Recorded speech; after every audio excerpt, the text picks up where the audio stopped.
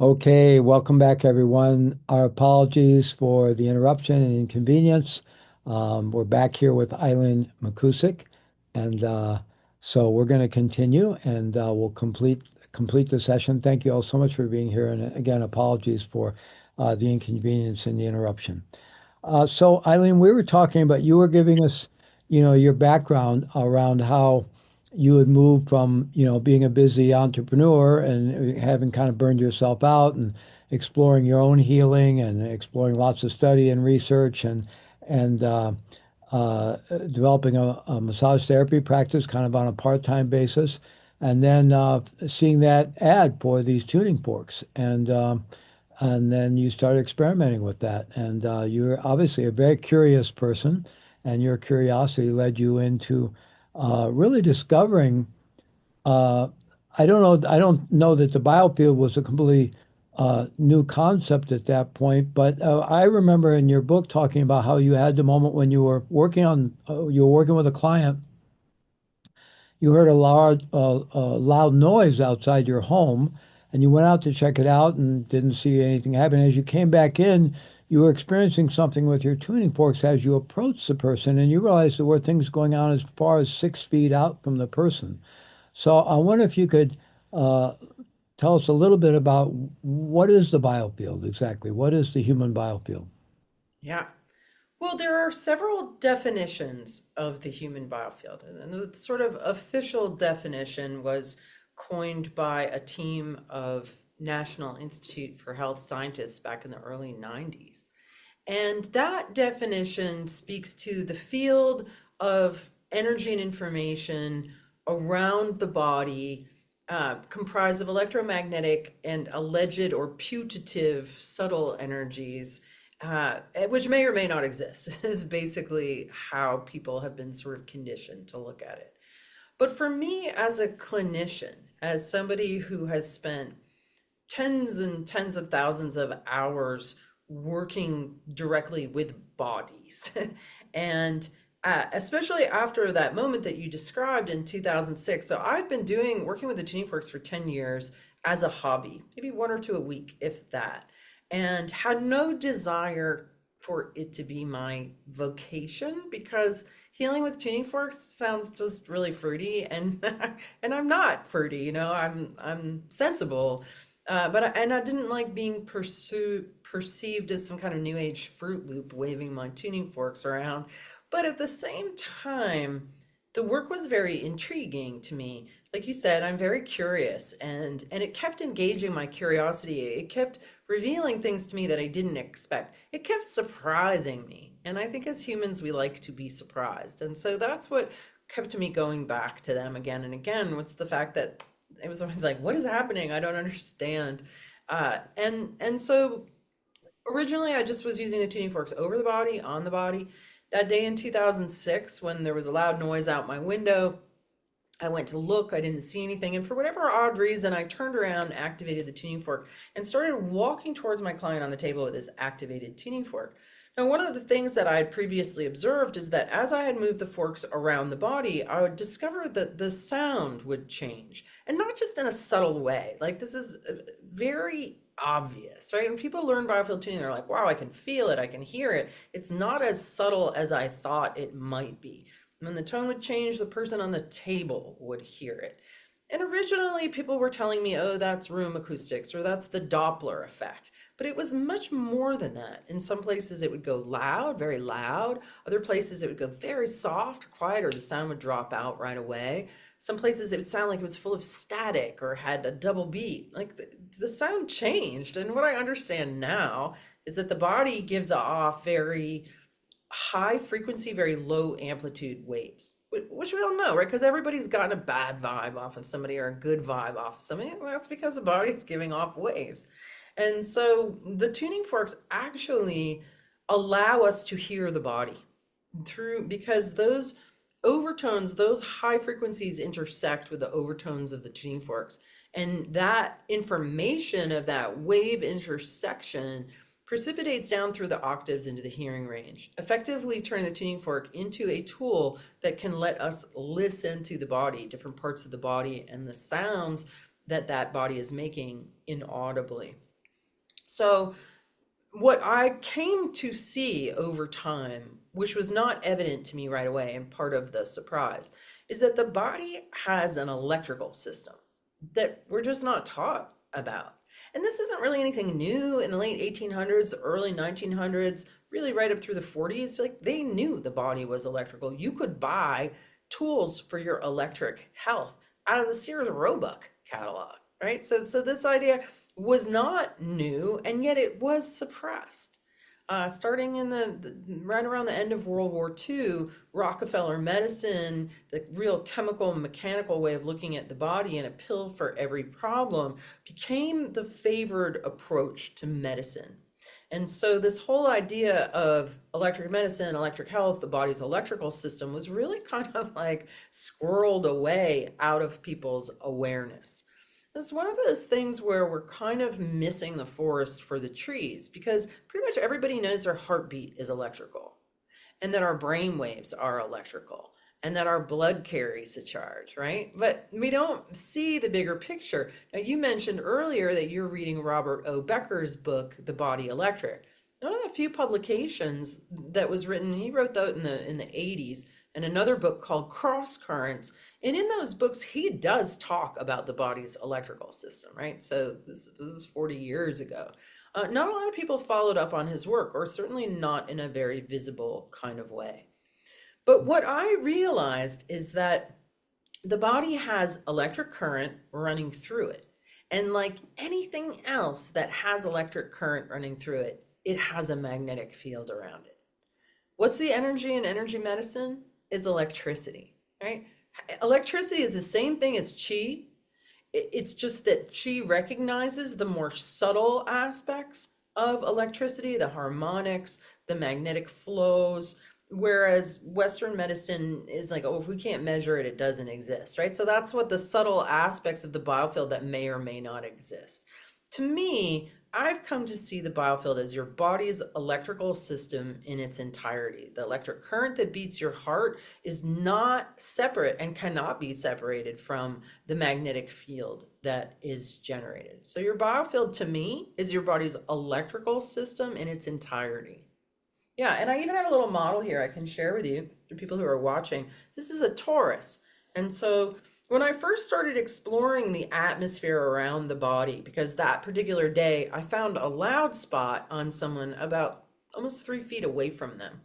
And at the time, I had been finding loud spots like over the shoulder. I'm like, oh, this shouldn't be loud here. It should be loud in the midline, in the chakra, the energy center, the nerve plexus that's present there.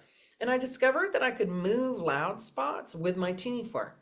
I call it click, drag, and drop. And I would like kind of find that loud spot and kind of click on it with my mind. And then I could drag it to the midline of the body and drop it there. And so if it had been loud in a shoulder that was sore, then I brought it here, it would be loud here, it wouldn't be loud here. And the person would get off the table and be like, wow, all the pain in my shoulder is gone, right? So that was biofield tuning. That day, I discovered the field and I started exploring there. And I spent the next 4 years just poking around in the atmosphere around the body and using the tuning forks kind of like echolocation or sonar, radar, lidar, ultrasound, right? All these things make the invisible visible.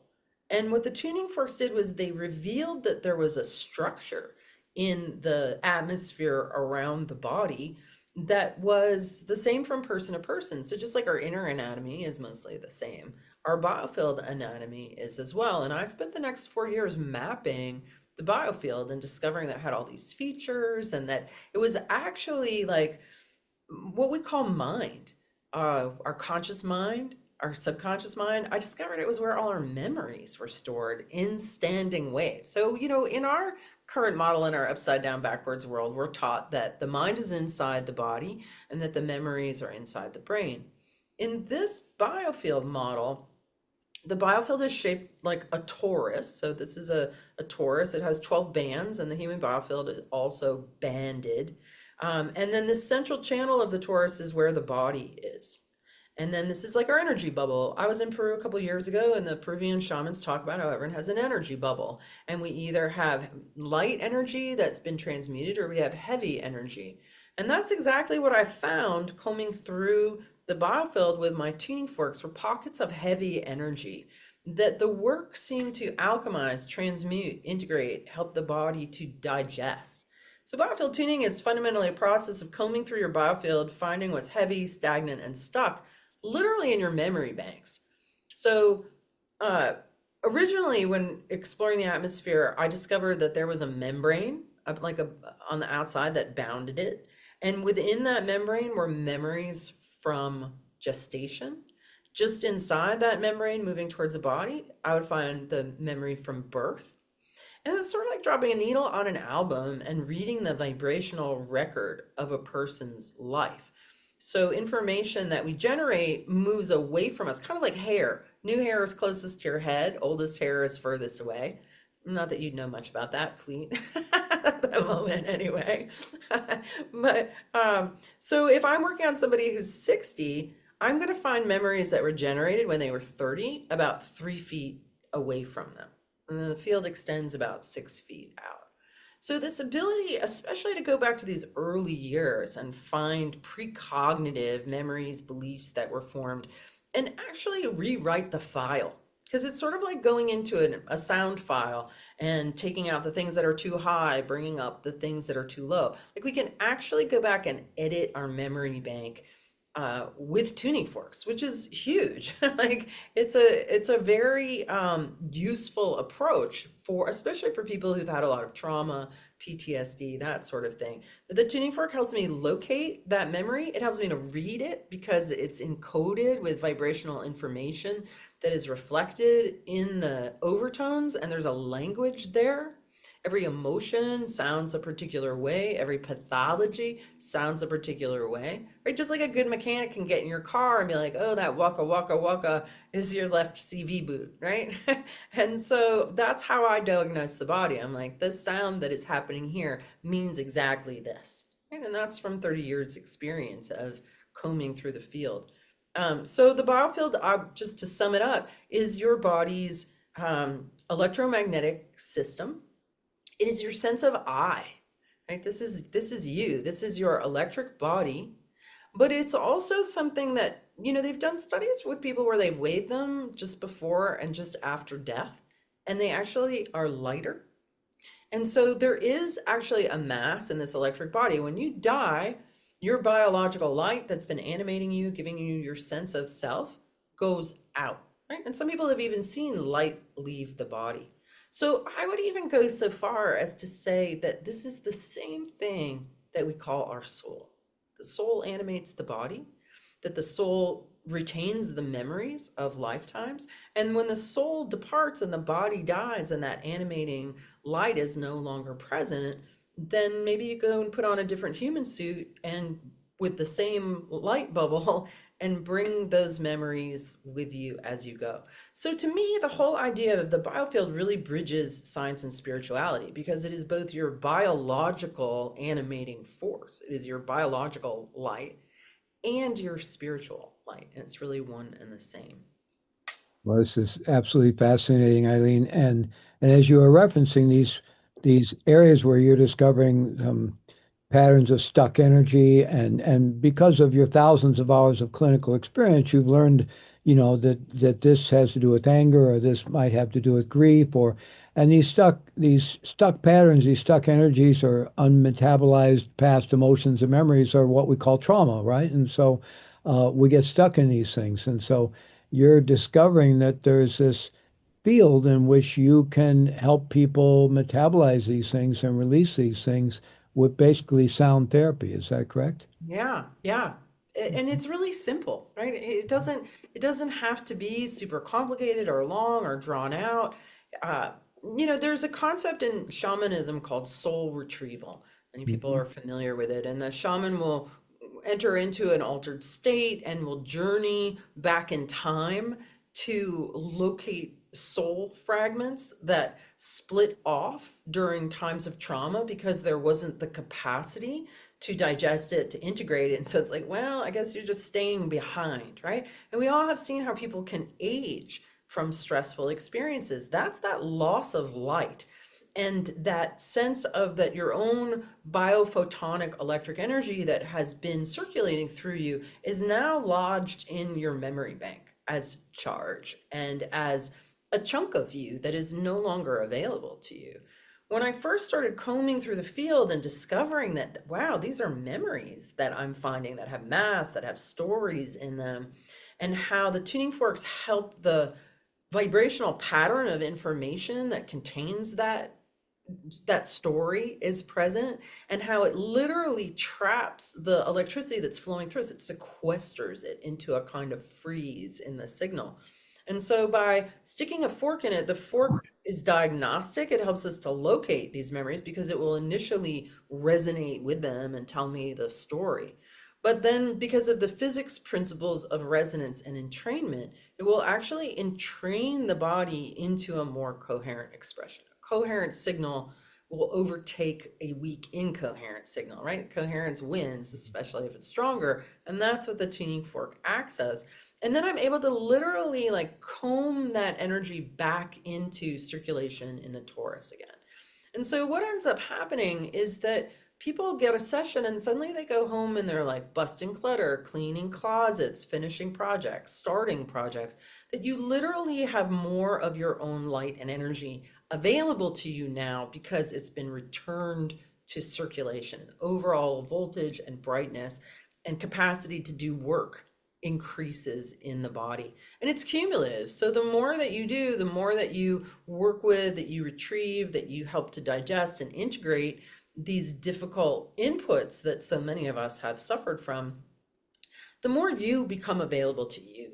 And one of the things that I know as a provider for so many years is that pretty much everybody knows that they have more potential as a human being than they're accessing. And I think so many people are driven to figure out how to access it, right? Well, all those books you have behind you are kind of so many things speak to this. How can we as humans reach and express our potential or the gifts that God has given us? How can we fully receive the gifts that we know that we have so that then we can fully give these gifts? And that is the recipe for a satisfying life that I think, whether people are consciously after it or unconsciously, that's what this work does. It brings you back to you. And the idea of our electric body, it does really simplify things. Not that scientifically we actually know what electricity is. We know how to make it, how to channel it, how to store it, but ultimately, it's a deep question. What is actually that energy? But by it does make it simple because just analogous to what we see in life. If the batteries get weak on our flashlight or something, the light dims, right? And we know with aging and lots of various reasons, our energy decreases over time. I was on a plane yesterday, and as I was standing up here, as we were waiting to get off the plane, there was this young child standing there in the aisle, maybe a year and a half old, and just like such bright energy. It's just amazing the amount of energy coming out of this little child's eyes and just your presence. And we all recognize that in children, and it sounds like we can. Even though there may be some inevitable dimming with age, that it doesn't maybe have to dim as much as it does, or that dimming will be accelerated by various kinds of trauma and unprocessed emotions, and we can recapture and reanimate and regain access to a lot more of this energy possibly, and it can possibly extend both longevity and health span. Yeah, absolutely. And that's something that I've gotten to witness in myself and others. I know I suffered from many ailments that I think are very common. I had kind of chronic low-level inflammation, chronic mid-back pain, uh, a whole sort of variety. I had terrible digestion, and I think this is also a big issue for people. I had gas, bloating, heartburn, indigestion, stomach aches, like just misery. Couldn't eat dairy, couldn't eat wheat. Tried different dietary modifications, different supplements, nothing fixed it until I started training my very first students in 2010. And prior to that, I'd been on the path of healing, of learning since 1987. And I was still overweight, I was still broke, I was still unhappy, despite so many hours and money invested in self help. but it ultimately really got me nowhere other than feeling like there was something wrong with me because I had spent all this time and money and was not achieving the goals that were promised to me from these systems. But when I started to receive tuning and started to receive tuning regularly, all of my health issues disappeared. And now I'm almost 57.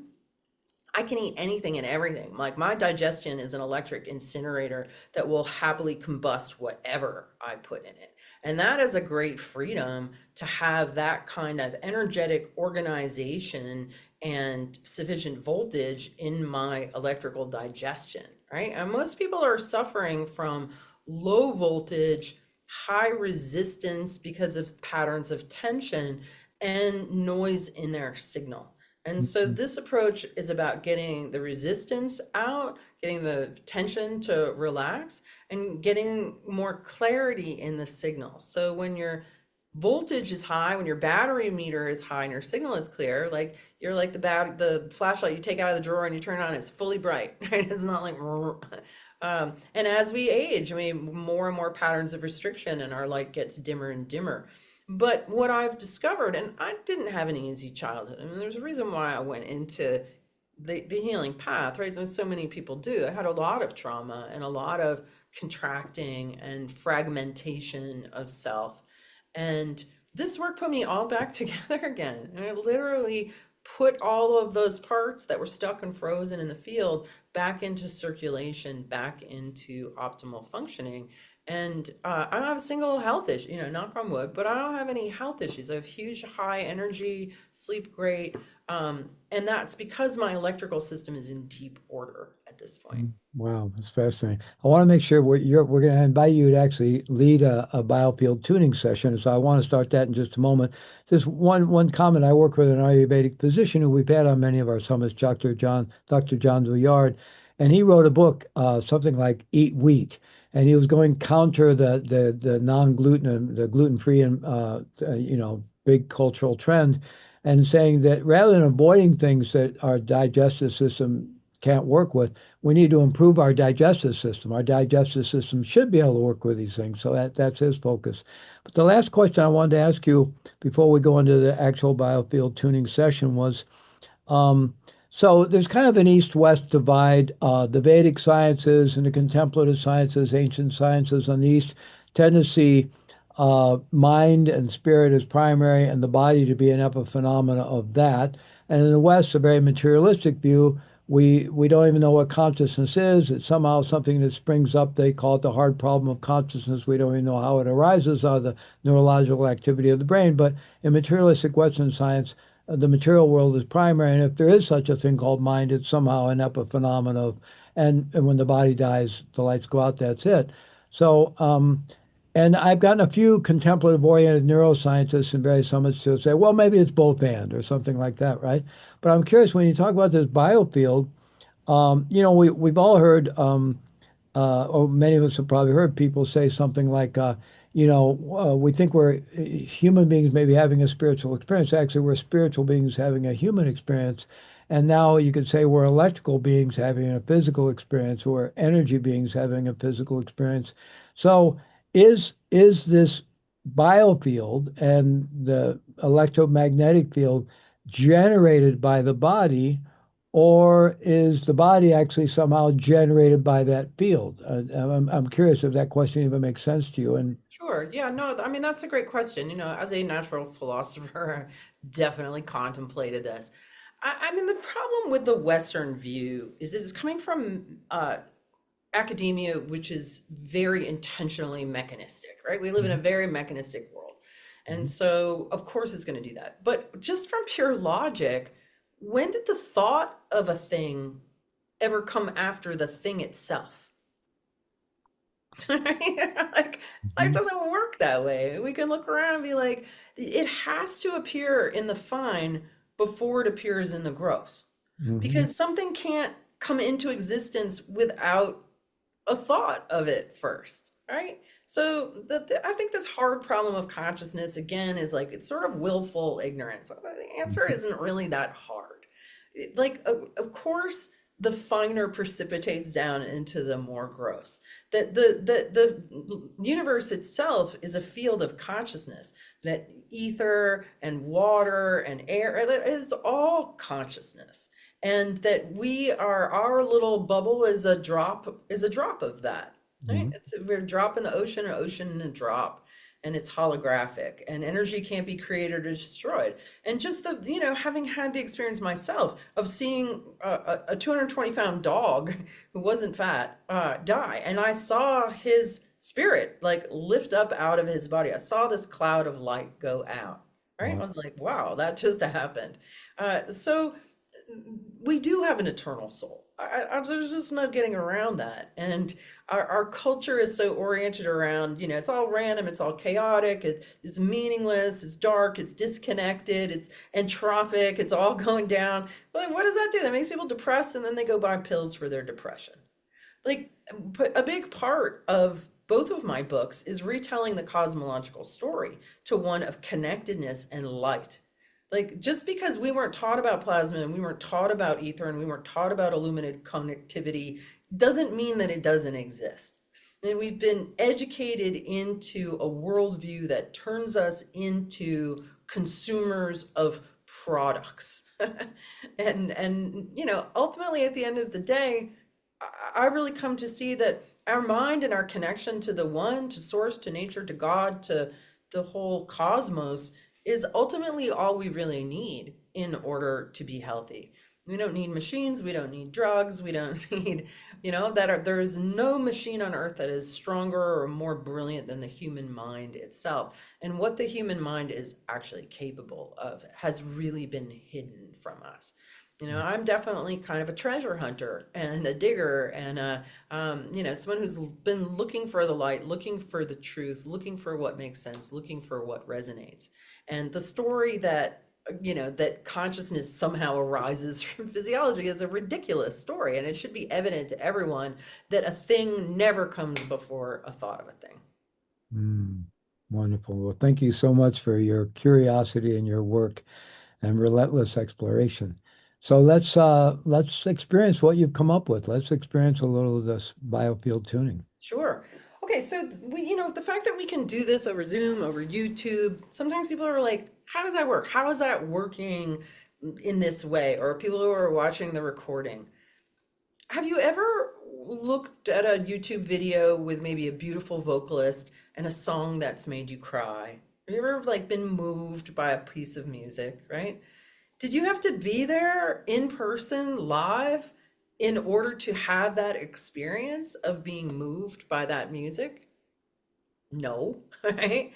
So we know that music moves us, that sound moves us, that our father yelling at us when we're a kid is moving us in some way, right? Or somebody telling us that they love us moves us. So sound moves us, whether it's recorded or whether it is live. That's just what happens. And so a tuning fork is an instrument. Maybe not necessarily a musical instrument, but I do have some friends who are musicians who are using my forks in music, right, as instruments. So I'm not going to do any musical compositions, but what I am going to do is just kind of introduce the fundamental idea of how this works, and that is in biofield tuning and sound healing in general, right? The aim is to bring someone into a relaxed yet alert and aware state, presence, because presence is really where health happens. It's where you're fully whole, your attention is fully whole, it's undivided. Well, it's got kind of a rare commodity in this world where everyone's divided and stressed and fragmented and projecting, and there's just a lot of noise in the signal. And so this act of bringing somebody just into their body and into now is what the whole point of bells and gongs and chanting and rattles and drums and the way that sound has been used by humans since the dawn of humanity, right? This is the original medicine. And what I do with tuning forks, going through the field and finding these stories and breaking them up and reintegrating them, is not really any different than a shamanic practitioner using a drum or a rattle or song or dance. It's shaking up the old pattern. It's rattling it loose so that a new, healthier pattern can arise. Right? So this is all sound healing kind of works in the same way. Tuning forks are just really simple, and and have a way of like finding their way into where you might be holding patterns of tension. So I'm just going to take us on a really simple journey through some of the forks that I have and use. And what I'm going to do is I'm going to listen. I'm going to imagine every single person who might be watching this live, who might listen to the recording at any point, and I'm going to create a hologram of the group. And this is the way ether works. This is the way intention works. So I know it's a little far out if you're not accustomed to these ideas, but this is just the process. And then I'm going to use the tuning fork just like I can listen to the field, and the tuning fork is going to tell me stories of what I'm encountering. I'm going to listen to this group field, and I'm going to listen to the stories that I'm hearing. I'm just going to listen to it, and I'm going to narrate what I'm hearing. And then when we kind of identify what's going on, then the body becomes self-aware, and it generally will release some kind of layer of tension. So that's what we're aiming for, is to just help you release some pockets of tension, breathe a little more freely, and feel a little more present. Okay? All So, right. So let's begin by just everybody, just go ahead and close your eyes. And just take a moment to do a somatic scan, noticing the pattern of your breath. Don't change your breath. Just notice how your breath is. Notice any pain or discomfort that you might have, what's been on the front of your mind, what's been on the back of your mind. Right? Just notice your baseline in this moment. And then we're going to take 3 breaths together. We're going to take one breath into the upper chest, front and back. And what we're going to do when we exhale is we're going to imagine and intend to send the exhalation, the energy of that exhalation down the legs, out the feet, and into the ground. And just keep at it if that's a little puzzling for you. The more you pretend that you can do it and act as if you're doing it, energy follows intention. The second breath will be into the middle belly, the navel area, and again, exhaling into the ground. And the third breath will be all the way down into the pelvic floor, and then exhaling that into the ground. So here we go. First breath, upper chest. Second breath, middle belly. And then all the way down the pelvic floor. And exhaling down to the ground. The first fork that I'm going to start with is 144 hertz. And so I just want you to be curious about what you notice as we begin listening to this frequency.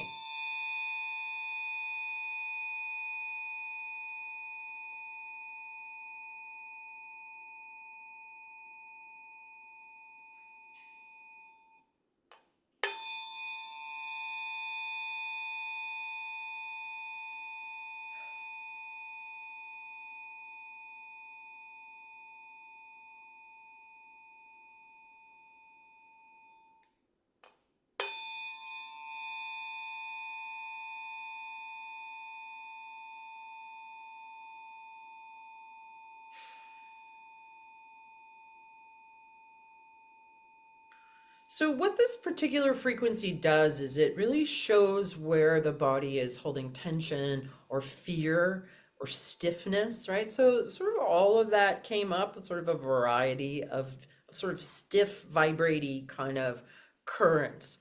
And so we're just going to keep going. This is reflecting to the body where the body might be out of balance, and the body uses that reflection to bring itself to order. It's like, whoa, I sound out of tune. I sound flat or rigid or bumpy. And so it creates a feedback loop that the body can start to reorganize itself around. Just like looking in a mirror and seeing that you're a rumpled mess and putting yourself back in order. This shows your field how it can be tidier, how it can be more groovy. And so just be curious about what your breath wants to do, what your body wants to do. Very often people want to yawn. or move or wiggle or stretch. Or you can just listen, depending on what you're noticing.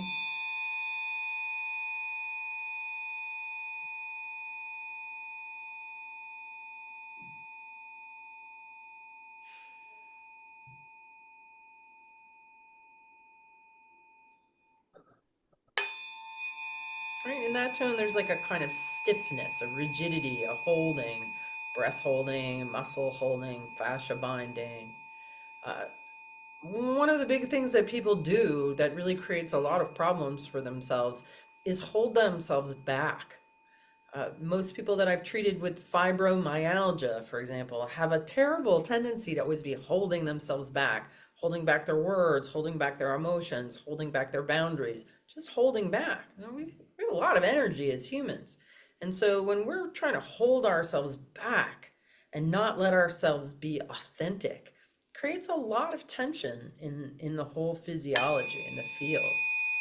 So just give this sound permission to find its way into places. Like I'm noticing the throat starting to loosen and open as we're here. We're going to really breathe that in and breathe that spaciousness. Sound opens up space between molecules. It invites a kind of spaciousness into our mind and body.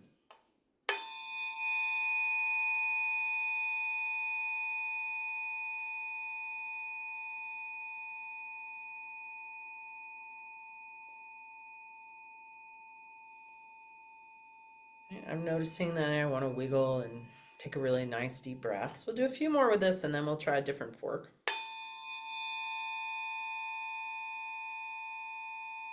And I'm noticing this tone is more steady. It has less distortion, right? So that's the sound of that fork, like doing its work, showing you where you're distorted and out of whack, supporting you to find your more coherent expression, right? And then the fork starts to reflect that with the sounds that comes off the puck, just sounding more coherent.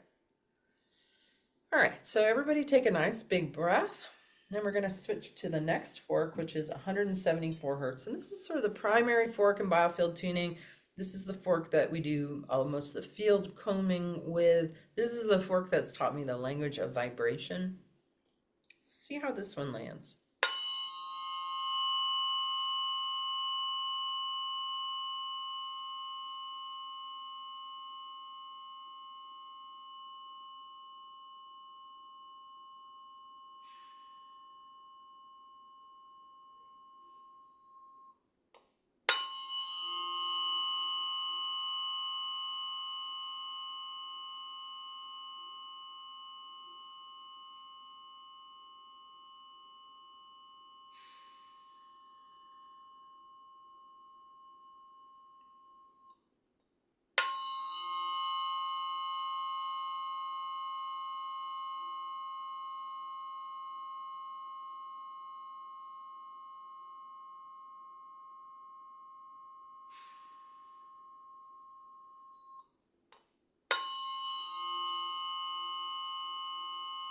And this frequency has a very strong invitation to the body to order itself.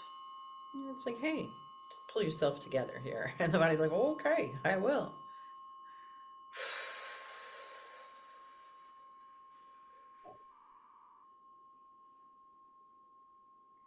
Good. Okay, so we're going to do two more forks.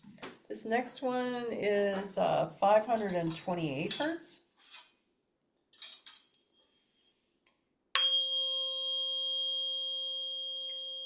And right off the bat, this one is like really high and really thin, right? So this higher frequency has a way to kind of get into the places that those other ones didn't. I use 5 different unweighted forks in this practice because I find that different parts of the body, different parts of the mind respond differently to the different frequencies. This is like, wee. And so as we work with this one, I want you to really breathe in this sound. I want you to really see and feel and sense like, wow, where am I tight? Like I'm noticing a lot of tension around the head, the ears, behind the eyes, just sort of inside the brain, right? Where we're under all these satellites now. There's 5G. There's so many waves in the air. And this really creates a subconscious tension and resistance against these, even though we don't consciously maybe recognize them, but certainly subconsciously in our field does. So we want to really open these places where we've gone into a hunker or a defense and send that energy instead into the boundary of our biofield. And that will help strengthen our bubble, if you will, our protective bubble. So letting the energy move from tension into relaxation and then strengthening. And I'll just be quiet for a couple minutes and let this one work.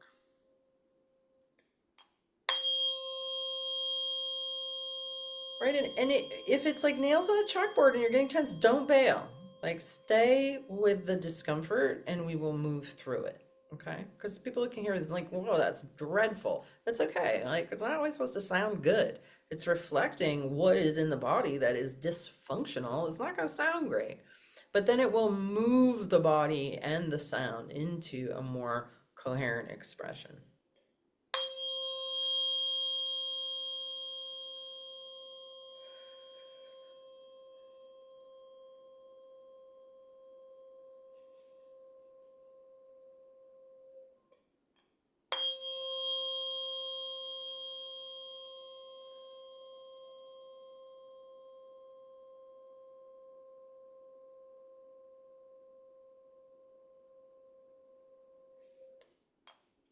There we go.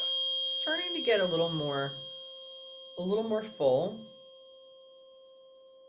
And you can use your mind and your breath to really direct the sound to these places where you're aware that you might be tight.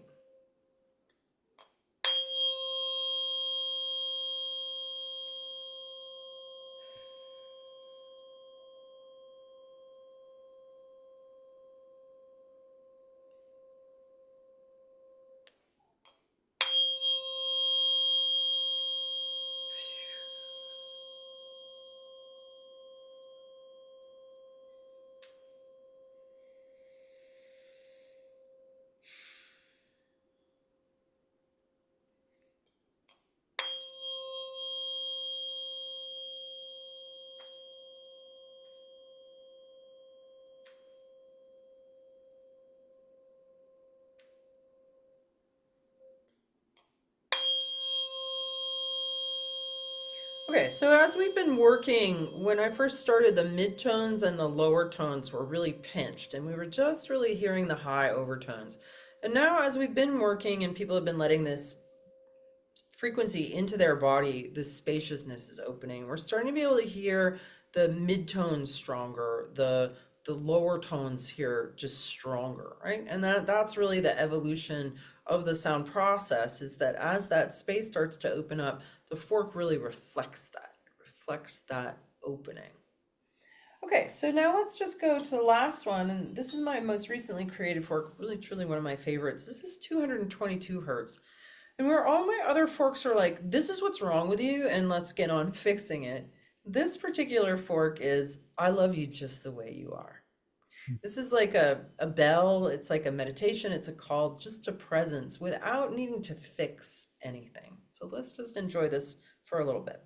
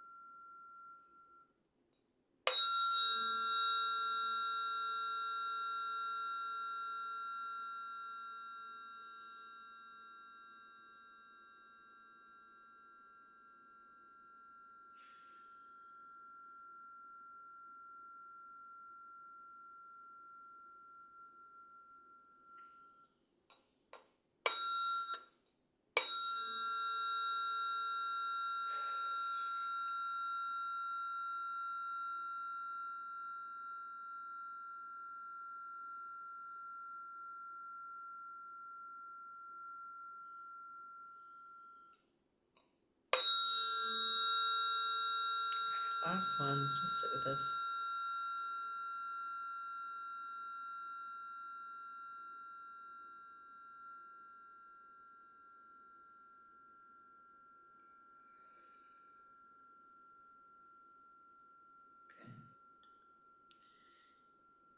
Yeah, and then just taking a moment to just sit in the silence after the sound and do that somatic scan again of your body. Like, what are you noticing that feels different just in those few minutes of listening to some forks? Sort of what changed somatically for you? Just seeing what arises for that. How about you, Fleet? What did you notice? I'm certainly feeling a kind of enlivening and more energy and definitely feeling very much in flow, just a wonderful sense of coherence and flow.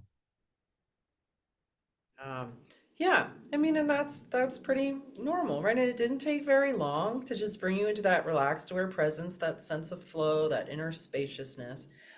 This fork, the 222, is a great aid to meditation. Sometimes it's hard just sit and meditate, and the mind goes ba da da da da. But if you just sit and you activate, it brings you to one pointed awareness right away. You're like, I'm not thinking, I'm listening, I'm feeling, I'm noticing how this is energizing the water molecules in my body.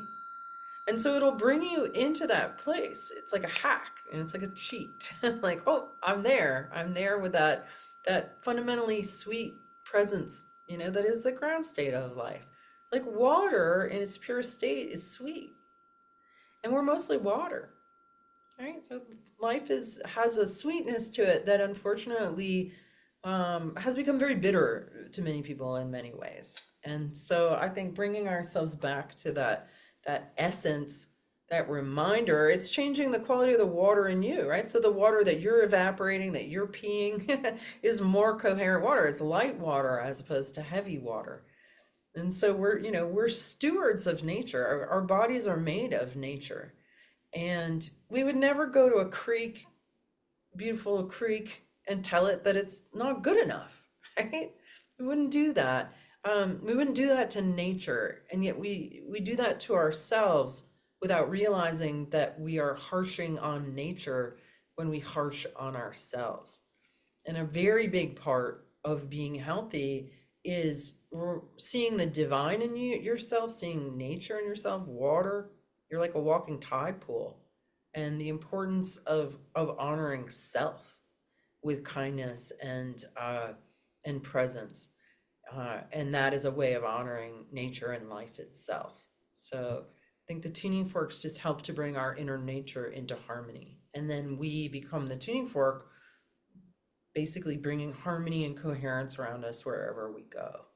And the more that you attend to your own inner harmony and your own inner coherence, the more, like, just for example, I've finally gotten to the point, and maybe it happened a few years ago, I can drive in any kind of traffic and never get fussy in the least way. Like, like that, all that tendency, that short fuse, that thing, has just been really ironed out of the signal and created a kind of ease that I think people want in their life. And the more that each individual brings ease, brings healing, brings respect, brings spaciousness and coherence to their own body and mind, then we co-create a world like that. I am an idealist and I believe that we can live in harmony.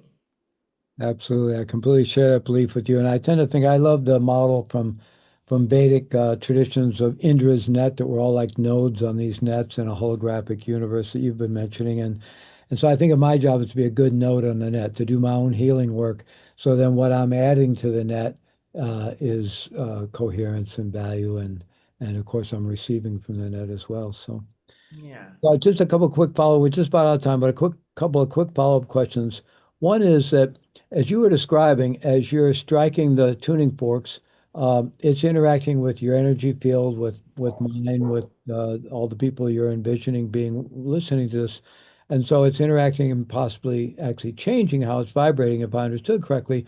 But then also, when at any particular time that you do strike the tuning fork, each of us is hearing it differently depending on what's going on in our energetic fields. So are both those true?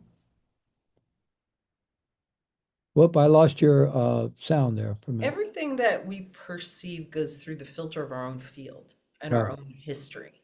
and our own, how much things are getting on our nerves or not, right? So you might hear the 528 and you're like, oh, that's a little sharp, but that's okay. But somebody else might hear it, it's like nails on a chalkboard, Hmm. just depending on perception. Hmm. So is there a fundamental truth to how it's really sounding? I don't know, because we're all experiencing it in our own way. Yeah, and we know from quantum theory that the observation is plays a key role Yeah. in it.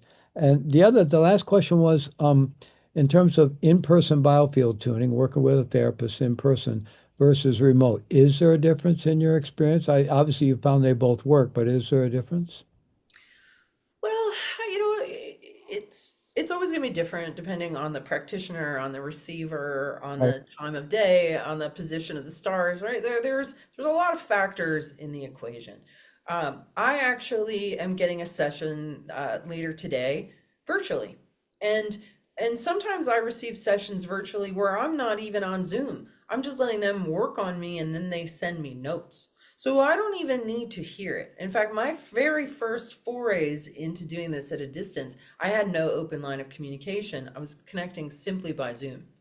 And it was the manipulation of the waves and the patterns in the ether, not the fact that you're hearing it or not hearing it. And so that's really fascinating.